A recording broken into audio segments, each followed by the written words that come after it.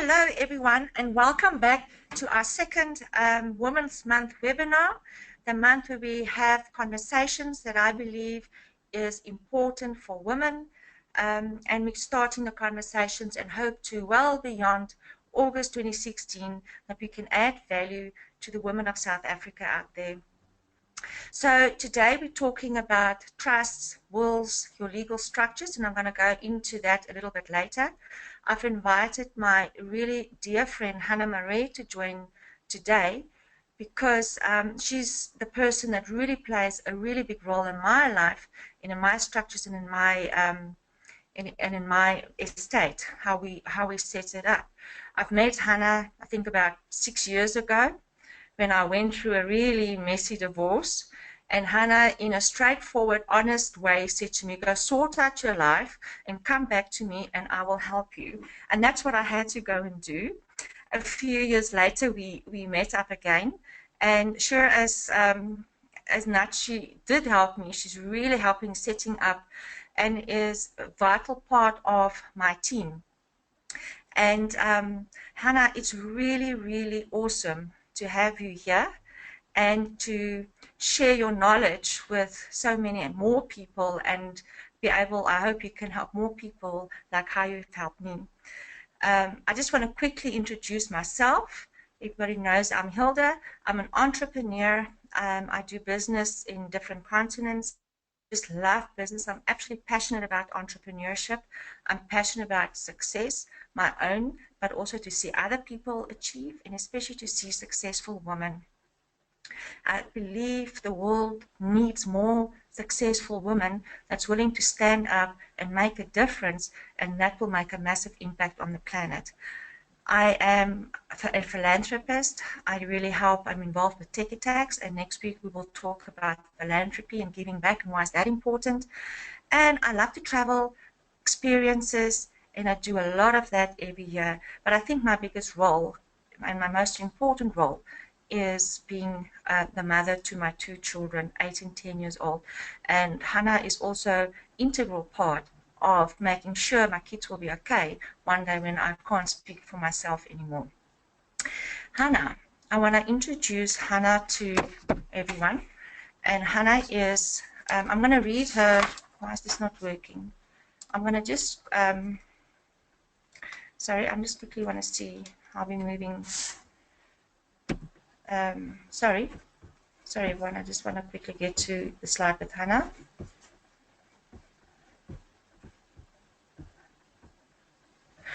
So Hanna is an amazing woman. She's currently head of Momentum Trust Limited.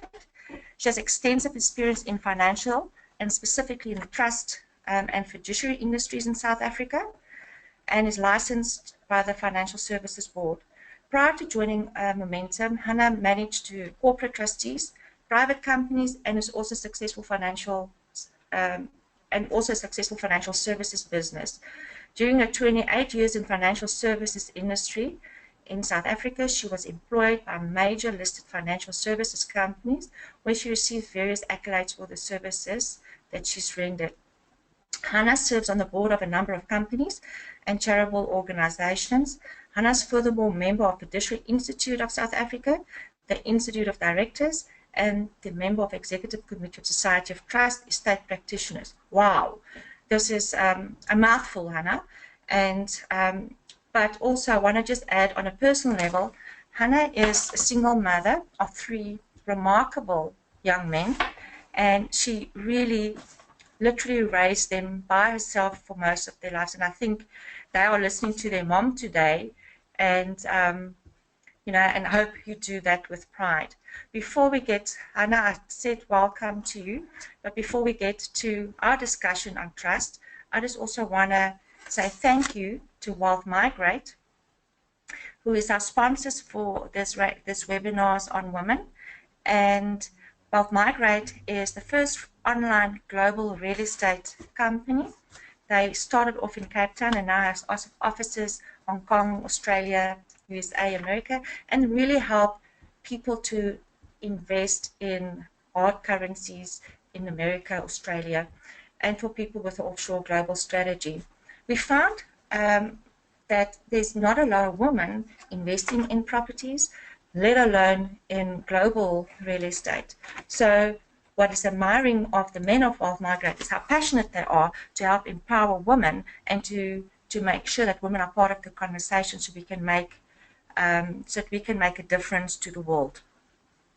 So our conversation on women and wealth this week is really the fiduciary aspects, the structures, and all that boring stuff that none of us creators of businesses and running of businesses and all of us in the process of creating success and making money really often think about, especially when we are women. We somehow always think there's a man that's going to do it for us, or I just find very few women are part of the conversation on structures and on their trust. And that's why I think we should really just have this conversation with women. If that's one bit that you can learn, that might be the bit that you need. If we look at how the world is today for women are getting married a lot later in life. The divorce rate is, I think, 70% at the moment. So the fact that you're getting married later, the fact that you stand a 70% chance of then getting divorced, and if you're part of the 30% that stays married, chances are your husband might pass or die before you. So at some point of a woman's life, you need to know and you need to be empowered with the knowledge of how to run my life and how to run my life on a structural point of view. The world today is a very different place for women. And there's so many opportunities. Women at the moment can achieve more. There's literally no ceilings for what women can achieve. And the opportunities are everywhere. So before we get into the conversation with Hanna on structures, I think I want to just share my blueprint that I've created on how to live the best life. And I've done it over the years with my experience. So this is, if your life is made up on three aspects. One is the way we create our wealth. And I know wealth is not necessarily just money, but for this conversation, we're going to talk about wealth as money, because for whatever you want to do or achieve in life, you need to have a certain level of money or wealth. Wealth creation is when you work for your money. It's when you work in a company, your own business, or a salary to start making your own money. The wealth management portion is if you get to a phase in your life where you've made enough money, then that money should be working for you. Your investments, the way you create passive income, that should then be starting to work for you, because you don't want to have a life where you continually have to work for your money. And then this is the structures in which you either create your money or manage your money. I find, in my experience, most people have these three circles all over the show and not integrated or not even talking to each other. The accountant's doing his thing, the lawyer's doing his thing, the wealth manager, the insurance guy, and very few people have a structure where these people are part of their structure or part of their conversation. And Hanna, you can chip in here if you disagree or what you find, but I just talk about my experience. So what I find is, if you define what your best life looks like, what do I want to do in my life, what do I want to achieve, you just put that down, and then you have the team that make that happen. So how you make money, how you create other revenue streams, and what structures looks like should all be talking to each other, and that middle of where all of these circles overlap sits your best life. So I believe, and I have a whole team that helped me with my structure, is that your life should depend on how you want to live your life, and how you want to create in your life should dictate how you're going to make your money and how you're going to keep your money, and how the structure should look like, and not the other way around. Whereas 90% of our population lives the type of life their money allows them to. And I want to really turn that concept onto its head and saying, if you have the right structures, if you have the right way that is in line with your best life to make your money, and you have the right team that manage that money, you will ultimately have your best life and have a free life. And this is where Hanna comes in, because she's an integral part of my wealth structure. And we're going to just share the differences that people between all the structures and your opportunities, and then how people, and then, you know, how we can help people. If anybody wants to ask questions, please post your questions and we will handle those questions throughout the conversation. So Hanna, this is sometimes what I feel when I see all of these paperwork and the documents we have to deal with and all the things that you guys are doing. You obviously are a really organized person and love making sure all the I's are dotted and the T's are crossed.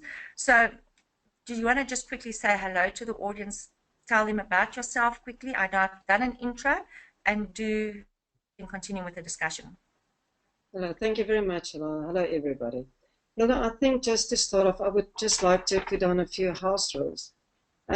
This discussion is, I operate from a South African perspective, and it will be about the South African environment. If there anybody out there listening who need assistance or to have queries on the international structure, they're welcome to contact me, and I'm sure we will have the contact details at the end of this discussion.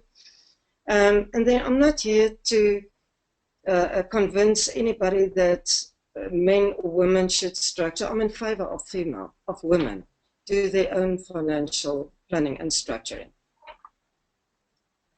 Thank you.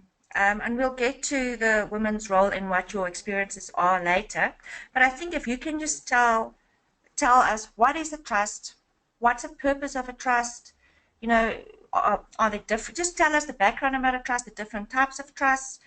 How many trusts should you need? Because I know some people have like 8, 10 trusts. Do you really need that many? And who should be able to, or who should consider a trust? Okay, yeah, a trust is an entity that's used in the common law jurisdictions where and a trust is there to hold the assets, like shares in a business. The main thing is that you need to separate the assets between you as an individual and the assets of a trust.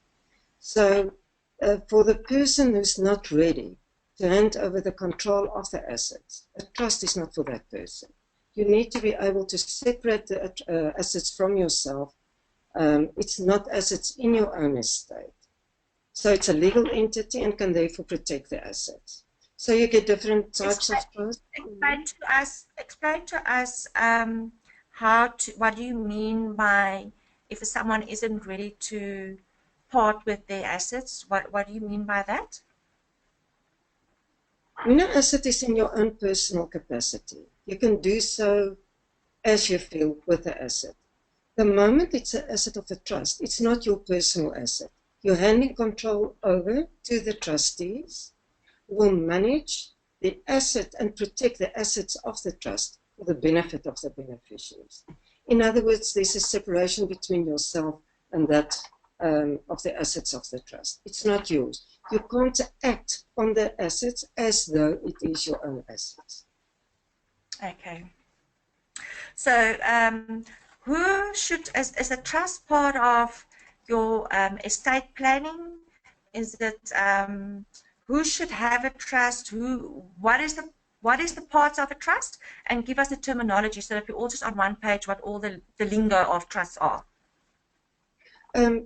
Hilda, if I can go one step back on handing over assets, when you're dealing with the assets in your personal capacity, you can make your wishes clear in a will. Every person listening, every person out there should need a will where you stipulate your wishes on what should happen to those assets on death. A trust is something that an entity that you can set up while you're alive. And then you will have assets in a trust like the shares in a business, or it can be property. And the parties to a trust will be the founder, the person that set up the trust. Then you've got the trustees. Those are the people that have got a fiduciary duty that will manage the assets in the trust. And then you've got the beneficiaries. A trust is set up for the benefit of the beneficiaries. So the founder will state to the trustees who he wishes to be the beneficiaries. And then there will be a trust deed, which is you can call it the constitution. It's the instrument, it's the document that gives a guideline to the trustees to give their duties and responsibilities. Okay. And is that sort of what everybody needs to know? The other terminologies so that we have the trust deed, we have trustees, we have Yes. beneficiaries, and you have the founder of the trust. Yeah. Yes. What type And of trustee? To add to that, one of the parties that's added is always your accounting officer. A trust it's an entity. You need to appoint the accounting officers. A trust in South Africa doesn't need to be audited unless the trustees wish for it to be audited. So you always need an accounting officer as well. So can anybody be a trustee? What types of trustees do we need? A trustee, well, to start off, a trustee needs to be older than 18 years old. And the fiduciary duty or fiduciary mean to trust, it's your highest standard of care. The trustee person who take up the responsibility of a trustee must be ready and must be able to take up that responsibility. In South Africa, the bottom line is if you qualify to be a director of a company, you're qualified to be a trustee. But be ready for that responsibility. What is the responsibility? You If you need say to be ready for responsibility, what do you mean? You need to act in good faith. You need to act in the best interest of the beneficiaries, and you need to act with care and diligence. So if someone now wants to set up a trust, who should they have as trustees and who can be beneficiaries? If we start at the bottom, who can be beneficiaries? There will be an objective. The founder will set up a trust with a specific purpose or objective. And then beneficiaries will be appointed for that purpose or for that objective.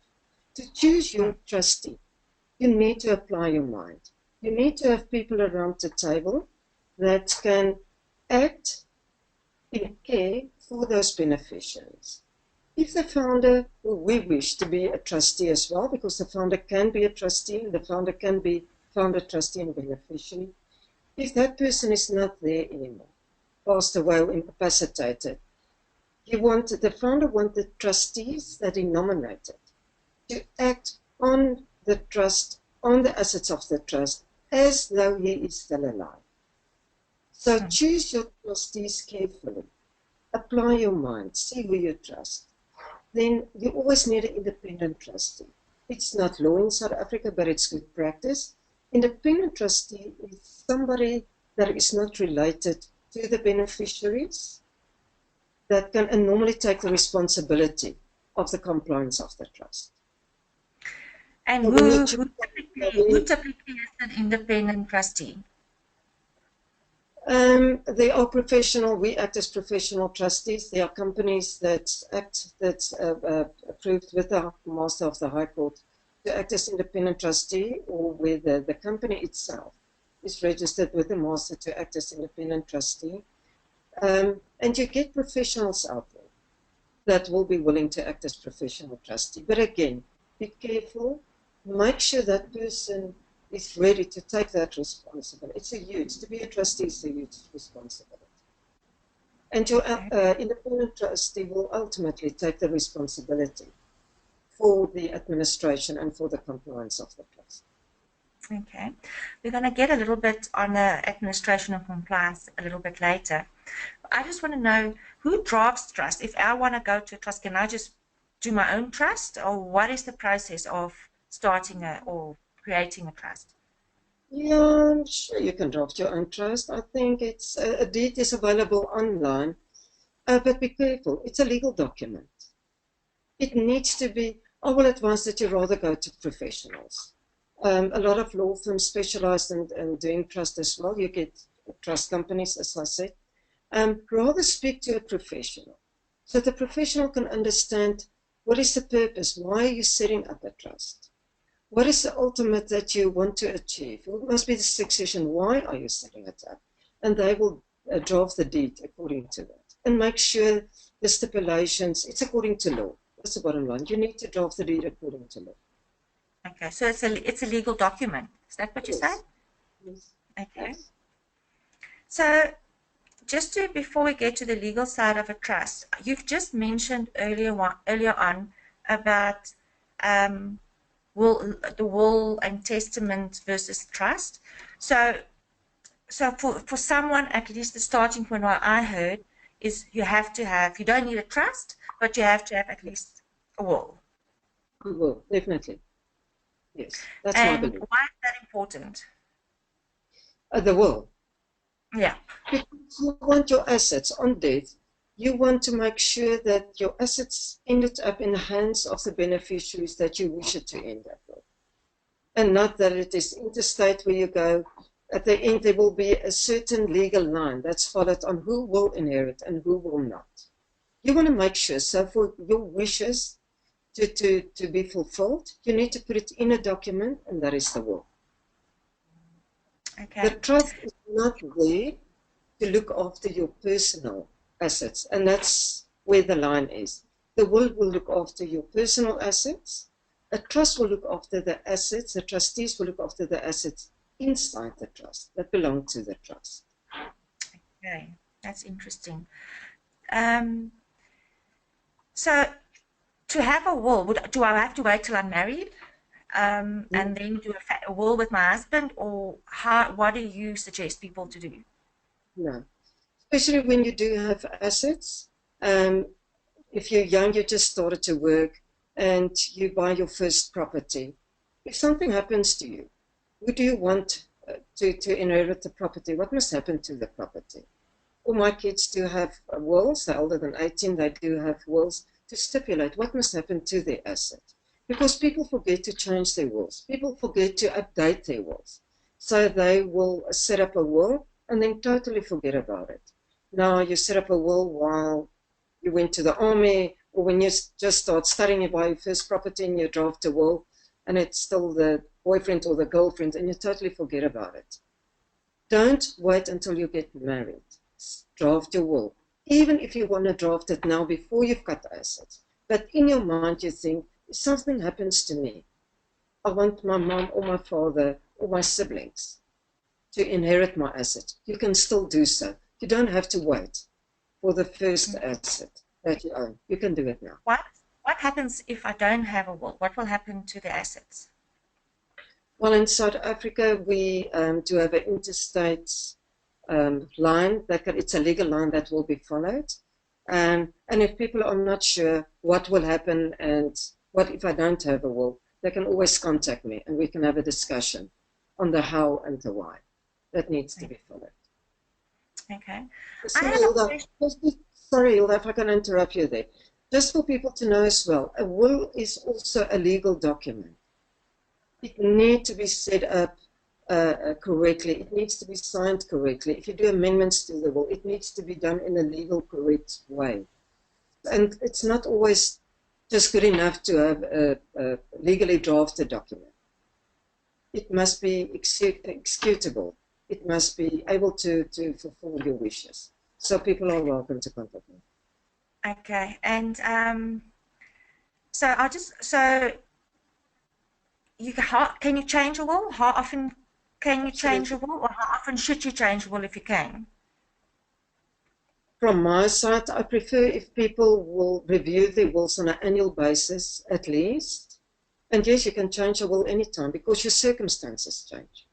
So the moment there's a life event, marriage, child, divorce, inheritance, retire, change your will. But review it on an annual basis. Make yourself a note or speak to your advisor to review it on an annual basis to make sure it is what you wish for your assets to be distributed to. And I just want to add to that because you and I had the conversation is where's the original will and who's keeping it, and what is your original will? So I just want to, and I would like your input on this because I've made sure everybody knows, my accountant, my trustees, my wealth advisors know where my copy of my original will is, and upon anything happened to me, the team can go find it. So there's no one has to wonder, well, is the Yes. 1995 will the last one, or is it the 2016 will that's the last one? So I think people should also just know, or let other people, if you do draft even your own will or write it up, someone should know where you keep it. Am I right? 100% correct. The master estate can't be administered if if you can't submit the last original signed will to the master. And as you know, we've got it as part of our agenda at trustee meetings, where we just ask the trustee, especially the founder, do you know when last did you do your will? When last did you review your will? Do you know where your last signed will is? And then what we do with our clients is just to make a note on the file. Should any family member contact us? And I will advise that to clients as well, or to the people listening. Make sure somebody knows where that file is. It might be that the family is driving together, but who is out there? Like you said, your accountant, your trustee. Somebody needs to know where they can go and look for the file where the will is. That is crucial. That's so important. And I think this is something, like you say, you draft a will 15 years ago and you don't even think about it again, and you don't even know, do I have the last version or copy? Who's got the copy of the last version? So I think that is a very important tip for anyone listening, is to make sure your ducks in a row on that side. I've got a question here from someone, Hanna, that says, what can one expect to be charged by a company or individual when acting as an independent trustee? So now that I know, it's like how long is a piece of string, but maybe Yes. can you, is there an opinion? Yes. Can you feedback? There is no, in South Africa, and I think worldwide, there is no standard on a fee for independent trustee. That is the clients, the people need to do their homework. Some trustees charge a fixed fee on the activities and on the duties that they need to be fulfilled. You get other trustees that will charge a percentage of the assets in the trust. So go out there, do your homework, make sure, and as well, the fee, what does the fee include? It's not only to say the trustee will charge X, Y, Z, but what is included in that fee? Make sure your independent trustee has got PI cover, a professional indemnity cover, which is a huge fee in South Africa because you take responsibility of other people's assets. So make sure what is included in that fee. But there's no final answer to that. Is this fee negotiable? Is it something that you can or should negotiate, or do you, and shop I think, around? Should you shop around? How do you, yes, what is the guidelines to know, especially now, because now we have family and we're all trustees and beneficiaries, but we need to obviously have an independent person that could mediate family feuds. yes, And I mean, you guys have yes, seen, I hear all your yes. stories constantly on their status, a couple of 100 million, and the kids are all fighting and the beneficiaries are fighting. How do you shop around, or what should you look at for your independent trustees that will mediate, or does an independent trustee mediate between the family to say, well, the person who started the trust, this was what his intentions were, so this is how you're going to behave inside this framework. Is This that is what one I? question, Hilda, and you ask a lot in one question. So Yeah, no. that's As I talk, that's normally your trust deed, and again, people must understand, if you go back to the independent trustee, make sure the people have got, or if you consider appointing independent trustee, they've got the knowledge and they've got the experience on trust and trustees. Every trustee should know what the trust deed is about. Every trustee has got a fiduciary duty and should read the trust deed. So most trustees, all trustees are not the same, should have room and should have a clause for arbitration, for mediation. It's not necessarily the independent trustee's duty or responsibility, but it can be. So it depends what the deed is saying on that. Just to go back to the first part of your long question, is on the fees. Yes, do your homework. Negotiate with them. Ask them. Find out exactly, because the fees should not absorb it. You can't use all your assets just to pay fees. So make sure, what is the fee of the accounting officer? Make sure what is the fee of your independent trustee, because it can't be the same person. You're either the independent trustee or the accounting officer, but that's not the same person. So it's different cost. So when a person is setting up a trust, make sure you know what the cost is and make sure it's viable.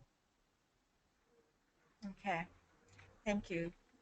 Then, I just want to again talk about currently, and I know there's highly confidential that you are inside, and I don't expect you to share everything, but laws are changing, things are moving.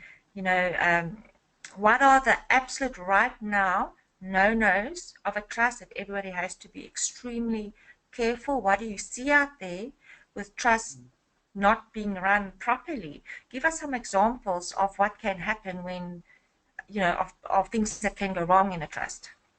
Yeah.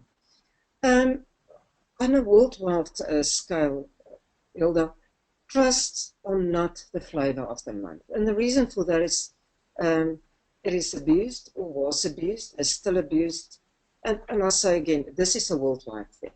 So there are a lot of opinions, there are a lot of unpleasant, if I can call it unpleasant, comments floating around.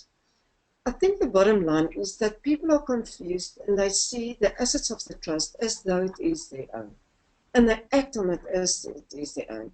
If this is why you've got a trust, and if you act on the trust asset as though it's your own, and you don't like somebody else to tell you how and what to do it, get out. Or get somebody to help you to get it compliant. I think that is the biggest no-no, is that people take control of their own assets. There are basically only two questions. Is how did the assets get into the trust? And then how is your trust administered? For those two aspects, you need a board of trustees. You need to, yeah. yeah, Those are the two. and that's what I always go on trustee meetings as well. It's those two aspects. Because those will lead you to non-compliance, and those two aspects will lead you to a court case where the corporate veil is lifted. Now, corporate veil just lifted is where you act, if it can find that you act on those assets as though it is your own. The corporate veil can be lifted, and the assets will form then part of your own personal estate for creditors. And it's actually why you set up a trust, to protect it. But if you deal it in the wrong way, or your trustees doesn't know how to act on the assets, or act it in the wrong way, the corporate veil can be lifted. The bottom line on the no-no is for no individual to have control over the assets of a trust. I think that's the simple line everybody should remember. Yeah.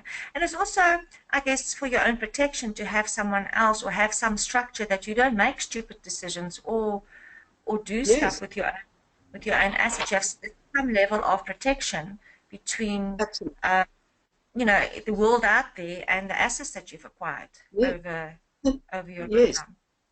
And that's why we'll set it first, Hilda, is because you want the assets to be protected. If we go back to the very first question, why trust? It's for the assets to be protected. To protect the assets when you go insolvent. For succession planning, you've got assets, you worked very hard for your assets, and you want your kids to benefit by it, or your legal descendants to benefit by it. And that's why you use a trust, is for succession planning, whether you're there or whether you're not there. And that's, again, going back to choosing your trustees. You choose them carefully. So the trustees understand your circumstances, understand when you're not there, or you're there but you're incapacitated, how to act on those assets, again, for the best interest of the beneficiaries, of which you might be one. You're just incapacitated. So we also know, and I know it's also could be a contentious topic where people hide their assets in trust and then get divorced, and I'm sure you've got some interesting stories. So how does that work? If can people still hide assets and then not share it, or that falls outside of their personal estate, and how does it work in a divorce and now your stuff's in an asset, in a trust, I mean? This is it's actually a complicated question, so I'm going to answer to you very much on the surface because it depends a lot on the circumstances, on how it was set up, what was the agreement before the time. You go back to the line, Hilda. If there's a divorce case, and if you look at the court cases today, where it's against a trust, where the one party will say, sorry, I've got no assets. It's all in a trust, and my estate is empty. I've got zero to give to you. I can tell you now that the other party will go to court to see who has got control over those assets. So that's one part of your question. The other part of the question, can you still hide? I think those days worldwide is over. We've got the CRS, Common Reporting Standards, that's coming in. If I can use the word hide, you can run, but you can't hide. If you do it in the wrong way, it will be lifted. If you do it in a correct way and somebody is attacking it, it's managed in a correct way. I don't say they can't lift it, but I think the chances are slimmer that it can be. But the idea of a trust is not to hide. The idea of a trust is not to be secretive. That's not the idea. Then you do it, and your intentions is then wrong. Then you do it for the wrong reasons. Okay. I just want to remind listeners, if anybody wants to ask Hanna questions, to please just post your questions so that we can, that she can answer it while you've got her on the line. So, Hanna, just to move on, we've seen the financial world really as extremely male-dominated, a male-dominated environment where most men are responsible or is setting up the structures for their businesses and their trust. Do you see a change over, or that there's more women taking ownership of their own financial future and their own structures, or not really? It's still a male-dominated world out there, and we find that men are taking the decisions. Women are reluctant to do that, and I think the reason is because they don't know where to start. Who do you contact? Where do you start? Can I do it? Am I too small? I don't have enough knowledge. And that's why it's important to get professionals, to ask people around. Is it the right time? Can I do it? Or go and sort yourself out and then come back. But I'm here, I'm waiting for you. I will help you once you sort it out. So I do see women taking charge or trying to do that more and more. And I really enjoy it. I really like it, and I will really assist them because I think it's the way forward. We also get women that say, I'm married, my husband is taking control. Tomorrow something happens to the husband or to the marriage, and they don't know where to start. They don't know how to pay water and electricity. If the car needs to go in for a service, they don't know. And I've got a message in there for women. Get involved. Just understand. Find out who do I pay, how do I pay water and electricity, who do I contact. You won't know everything. None of us, you, Hilda, as well, don't know everything. But there's always professional. Find out, speak to people. So last week when I spoke to Nadine Todd, we sort of said, look at the knowledge men have. If you want to empower, because these empowerment, the conversations about business and money and wealth is not typically what women grew up with, what women have. Yet a lot of men has those conversations. So don't be shy. Go ask someone. Men really love teaching people and love showing what they know. And you must just find someone and see how men do it, how men network, how men set up their businesses and their lives. Learn from that, and then we can do it ourselves. So we mustn't be shy or feel stupid when we do that. At some point, all of us didn't know something. We just had to go and ask someone, and there's so much information available at the moment. You just have to go and find and ask for someone. Hanna, I've got a question here that and I can't see who asked me, is if there's an existing deed, can you assist to review the content of the deed and make sure the wording is correct and that their trust is compliant? Is that something, a service that your organization would offer? Absolutely. That is called a legal audit. Now, everybody knows financial audit or financials, that's well known. But then you get a legal audit. A legal audit is where we, with the team, professional team, go through the deed, literally paragraph by paragraph. Then we look at case law. Case law means you've got your existing court cases, and we look at the Trust Property Act. And we make sure that the deed is speaking to, and then we will give you a report. And we will say these are the paragraphs, or these are our concerns, and then it's up to the individual, where you then can either do amendments or you can do a replacement deed. But again, Hilda, we need to look at the deed first to see if it's permissible. We are guided by the... What you've done, what you continue doing also with my trust, is to make sure the minute the law change, are we still in line with the law? Are we still, you know, is everything still speaking to the laws? And you know, mentioned to me that there's so many laws changing that we don't even know about as a man in the street. And also there's laws that's being talked about that's going to change. And unless you have someone that's constantly working on what's the new house on top of it. So it's something, you know, that I know you and I do all the time, is to make sure that the trusts are still legal, the documents are still according to the intention we have. So you can just have people... Sorry? No, I want to go back to you on the independent trustee. Is that on your question on who should I choose for the independent trustee? Is that whoever you choose should be the person that's got a focus on it. Because you want to trust that person to stay on top of it. To go back to you and say, Hilda, XYZ has changed. Or Hilda, brand new court case. We are concerned about XYZ. This is what we do. This is what we focus on. It's not a part-time job that we're doing. So people out there, use your independent trustee with care. Apply your mind, do your homework, and then appoint that person. Okay. I've got another question here. Does one have to have separate trusts for SA assets and offshore assets? I know I can answer it, but do you want you answer it?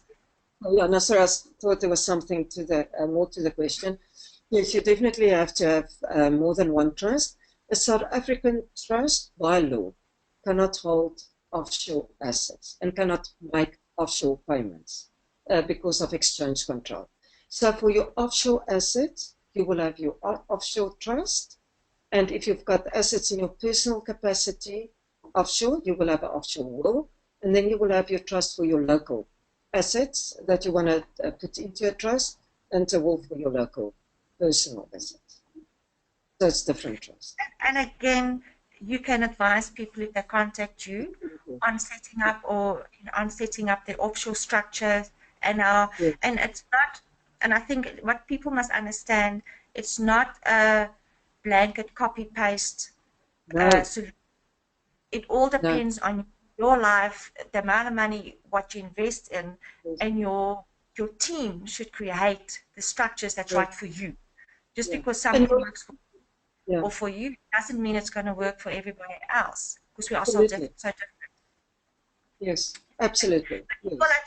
So I think you will advise if anybody wants to look at the structure. You will you can advise on bringing people in that can set up the proper structure for the person's needs. Absolutely, yes, we will do. People are welcome to contact me. I've got a question, and I'm not sure, this is probably not for this, because it's more an accounting question on the tax implications of a trust. I'm not sure what exactly the tax implications, but do you want to just quickly give a brief answer on that? What do you mean by tax implications? The question is, are there tax implications? So it's probably, there's a trust-based tax. Is it, do you run financials? You know, how do you manage a trust on the tax, from a tax point of view? Okay, my point of view, you don't set up a trust for, not locally, not for tax purposes. If that is your view, your intention, you're on the wrong road. Don't do it, because tax change here offshore internationally from a day-to-day basis. Trust by law in South Africa, you need to have annual financial statements every year that needs to be submitted So people often say, but I've got a dormant trust. What is your definition of a dormant trust? Because if it holds assets or a shares in a company, it's definitely, or just a property, it's not dormant. But even if there's no asset, you need to submit annual financial statements, even if it says zero, one, but please submit it. Tax consequences of trust, it's a different discussion. And that is better to have it as a one-on-one to understand what the question of the person is, what do they mean, what is the situation of the trust, is it on how to get the assets into the trust, is it a matter of distribution to the beneficiaries, get the assets out, what is the question of the individual. Again, people are welcome to contact me on that. Okay. And I just want to say that we work with professionals on that side, tax professionals as well. So if it's complicated, I would imagine how, depending on how complicated your estate is or your structures is, who the professionals are that you're going to bring in to advise and help. Yes, yes, okay. yes. I've got a question here, Hanna, just to ask, does the founder have to be a natural person? No, not necessary. No, it can be a corporate as well. Okay. So it could be any other legal entity? Yes. Yes. Okay. In your experience, people that's built wealth in South Africa, how do they, is trust the only way they protect their wealth, or what, how do they protect their wealth? There are a myriad of options available, Hilda. Trust is only one vehicle that they can use, or one instrument that they can use. Again, it's to sit with the individual to understand what is their circumstance, what is their intention at that day. Remember, it can change tomorrow. But what is your intention now? Why are you structured? What is in your mind? How do you see the way forward? So there are many options available to structure. Okay. And again, if I can think back to my 3 circles, depending on what your life, what you want your life to be, what your definition of your best life is. If you come and say, I want freedom, I want this, I want to do that, I've got so many children that needs to be taken care of, and all of that will then be taken into consideration for creating the trust, for protecting the money, the assets, so that people then can have the freedom of their best life. Absolutely. And again, depends on the dynamic of the family.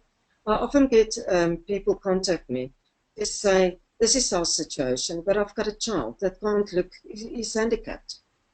How do I provide for him now, not only in my will, but what provision can I make now to make sure he's looked after, that person is looked after? Or people come to me and say, I've got a child who can't manage his own finance. I don't trust him due to circumstances, to trust, or he's got a problem. So we need to look at that, we need to listen to them, and then structure accordingly. But there are solutions for everybody. Okay. I've got another question from the same person that asks, the beneficiaries of a trust, can that only be natural persons? No, doesn't have to be only natural persons. Depends on the deed. If the founder set up the trust and say that in the deed it should be only natural persons and it can never be changed, then that is how it will be.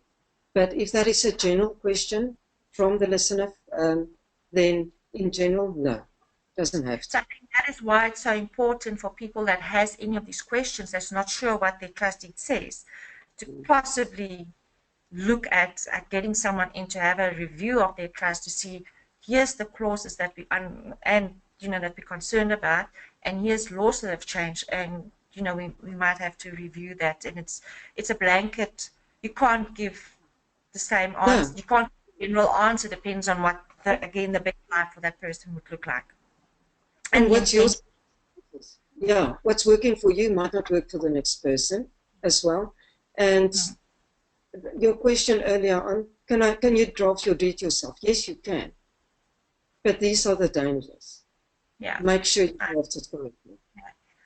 So have you seen that there's families in South Africa who hasn't necessarily set up their financial structures, and then say the someone dies in the family or whatever, what's the implications? What can then happen? What can happen when things go wrong? Because obviously when everybody's alive and everybody's making money and creating money and making the decisions, it's hunky-dory. But what if the breadwinner or the person that's really the most dominant in that structure of making money falls away and there's no structures? What then happens? What in your experience do you typically see? How Normally, can you then correct things after the effect, or is it really a big problem? normally it's chaos, and I don't want to say it can't be fixed, but certain things you can never turn the clock back. That's gone.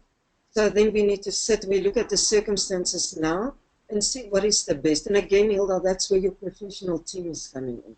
To speak to professionals, to find out what is the correct way of assisting and managing the assets or distribute the assets or structure the wealth then.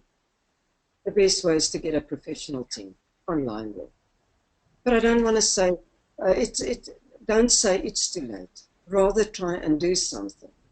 Mm. But please, if you can do it while you're still alive and while you know what you want to do. Sorry, Hilda, just quickly on a world topic. We, every now and when we still sit with men, when we ask the question in the trustee meeting about the will, then they look at me and they say, you know what, I only got my army will. And then they, in their 50s, they've got families. So please structure it while you're alive and while you know what you want to do.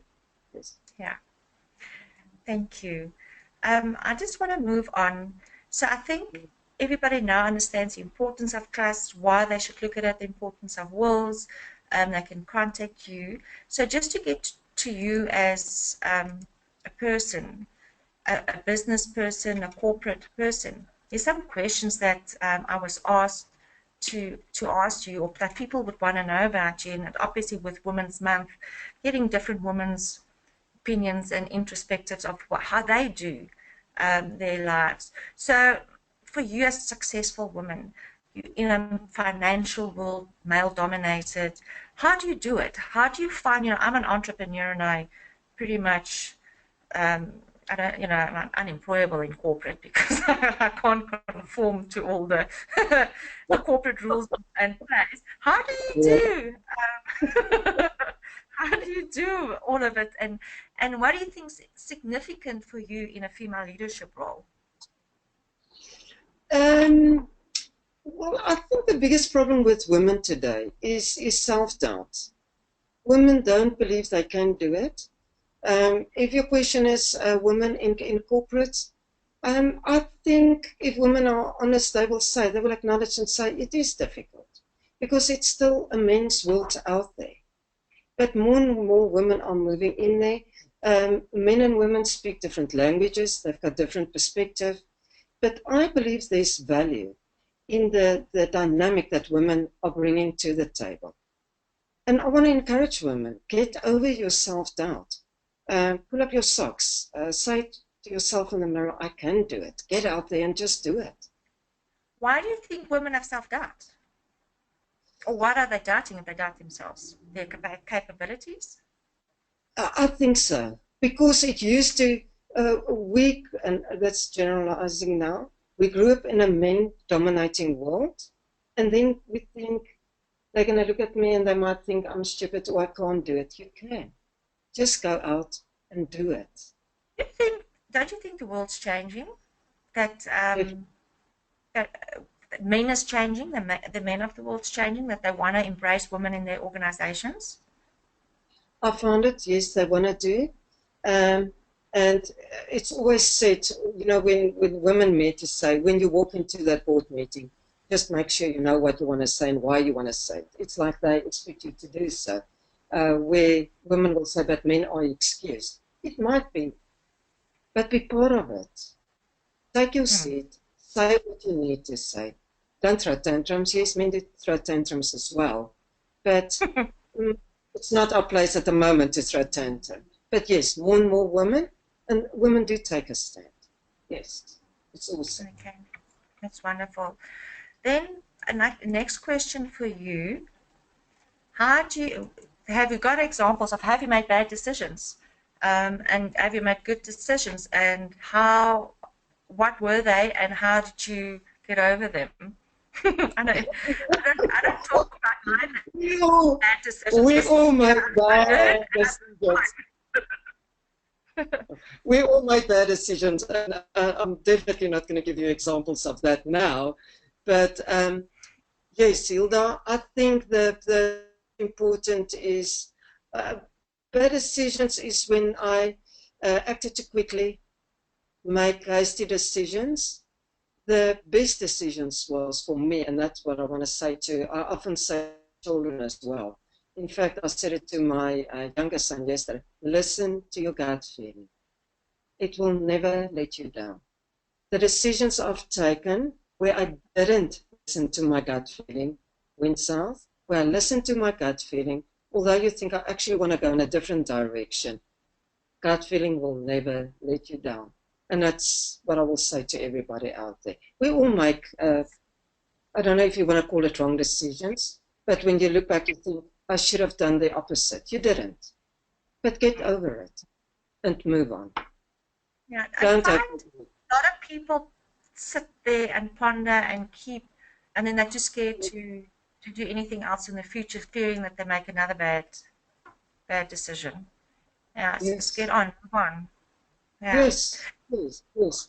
And you can't sit there and not do anything because you're scared you're making a wrong decision.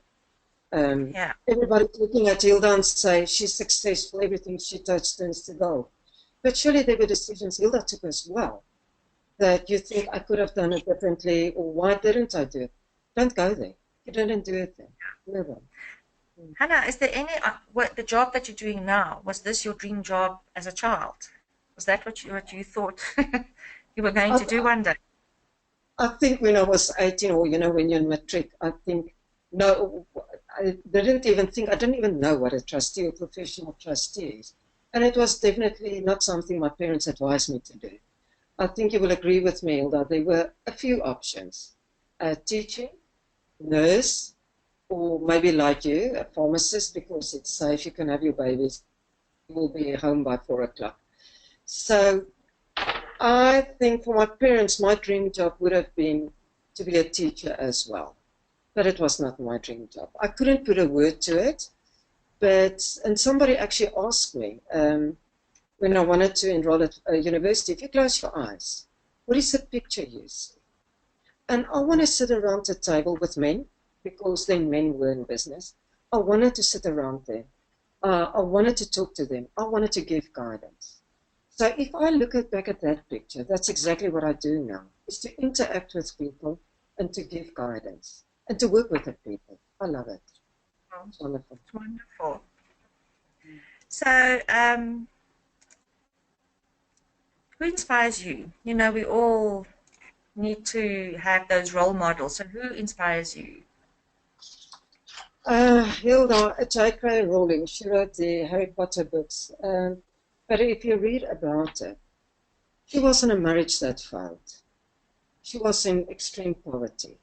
She was sitting in a public library writing her books, but she was determined to do what she wants to do to achieve her goals. And today she's a billionaire. To me, that's almost every aspect, because we all get hit by unpredictable, sometimes cruel events. And she just worked through, she got over it. She didn't feel Yeah. sorry for, maybe she did. Maybe she did feel, but she just moved on and she just did it. Awesome. Um, so, to go on to that, what do you think the generations after us, we know what our generation, what we have to face, what do you reckon they will face? I think our children might have a bit of, the girls, might have a bit of self-doubt as well, although I think it's moving out a little bit, but they might still have it. I want them to get over it as well. Then self-realization. Get what you believe you can achieve. Know what you want and go for it.